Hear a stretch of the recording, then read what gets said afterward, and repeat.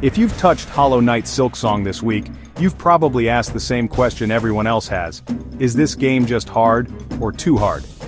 Today we're breaking it down with the Rs difficulty matrix, 6 ways a game can be tough, and where Silksong lands on each. This analysis is inspired by Ars Technica's framework for talking about game difficulty. We'll translate that matrix into plain English and see how Silksong stacks up, what's tough, what's fair, and what changes may be on the way. Silksong's launch week lit up the conversation. Fans are split between Masterpiece Challenge and Come On, Help Us Out. The early consensus? It demands sharp reflexes, tight execution, and patience. The chatter's been loud enough that Team Cherry has indicated a slight difficulty reduction for a couple of early bosses in an upcoming patch. So let's get specific. What kind of difficulty are we actually talking about? First, mechanical difficulty, the hands test. Do you need to read small animation cues and respond in split seconds? In Silksong, yes.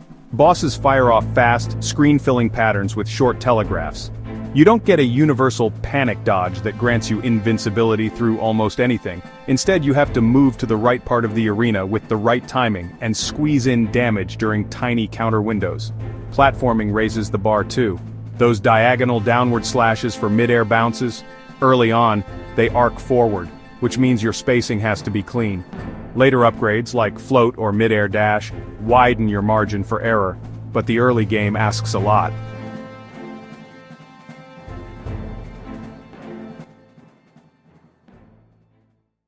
Second, punishing difficulty. What happens when you mess up?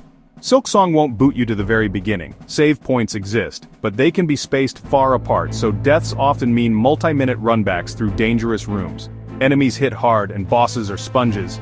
You might land 10 clean hits and still be under a quarter of the way there. Healing is powerful but risky. Your character locks in place for a moment and a mistimed heal gets stuffed fast. The result? Small errors snowball. If your focus slips late in a fight, the penalty can be an entire trek back just to try again. Third, arcane difficulty. How much does the game explain itself? Before you find a region's map, it's easy to lose track of where you've been. Even with a map, secret paths are intentionally obscured and some mechanics are underexplained. If your spatial memory isn't great, backtracking to leverage new abilities can feel like searching for a needle in a haystack.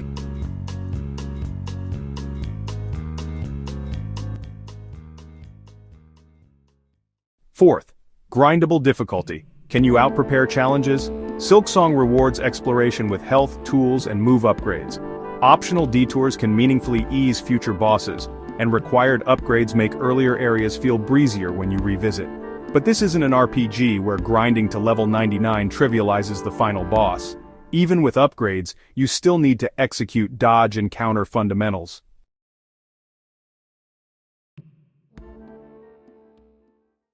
Fifth, gated difficulty. Content locked behind checks. As a Metroidvania, Silksong hides entire regions behind movement or combat milestones, often bosses. If one fight walls you, you can backtrack for side content, collectibles or different routes, and speedrunners have already found sequence breaks. But for most players, a single tough boss can become a hard stop, and that's where frustration spikes. Sixth, tunable difficulty.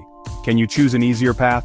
Silksong's options lean cosmetic, HUD size, screen shake, not difficulty. Compare that to something like Celeste, which pairs a demanding core with an assist mode, a flexible mode in Silksong, reduced damage taken, faster silk gain, or a post-failure invincibility toggle, could open the world to more players without touching the default challenge for purists. The good news, fans have started building mods that ease friction, extra silk, stronger damage, or safer resource recovery, though that's a PC-centric solution, not a built-in one. So, is Silksong too hard? It depends on which difficulty axis matters to you. If you love mechanical mastery, you'll thrive. If long runbacks and opaque maps drain you, expect friction. If you want to power up to overpower, you'll get relief, not a free pass. If you need sliders, assists, or built-in accessibility, right now it's limited, though updates and mods may help.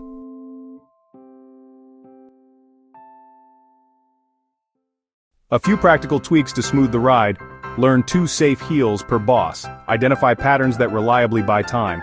Route planning, unlock closer benches before serious attempts. Early mobility, prioritize anything that widens dodge windows. Note-taking, label blocked paths by ability, future, you will thank you. Community help. If you're stuck, swap tactics, charms, or routes. Sometimes the wrong build is your wall. Verdict: Silksong is deliberately demanding across multiple axes, especially mechanics, punishment, and gating, with modest relief from upgrades and limited built-in tuning. That will exhilarate some players and lock out others. If Team Cherry's patch trims the early spike, great. That eases onboarding without dulling the blade. Either way, this world deserves to be seen by as many players as possible. If you've played, where did you feel the biggest pinch? Reflexes, runbacks, or navigation? Drop your matrix in the comments. We've got a spoiler-free route planner and a boss pattern crib sheet coming up next. Hit the bell so you don't miss it.